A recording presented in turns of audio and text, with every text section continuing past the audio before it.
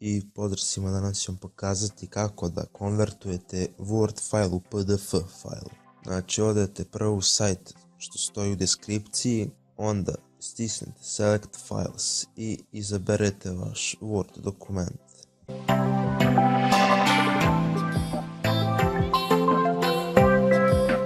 Posle toga stisnete Select Format i na dokument izaberete PDF.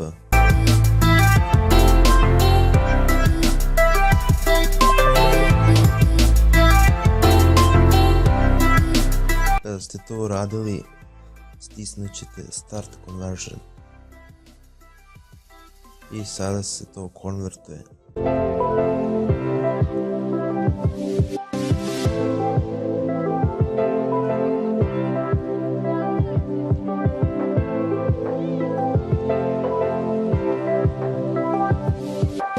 I onda kad se završi konvertovanje, stisnete Download i preuzmete PDF file.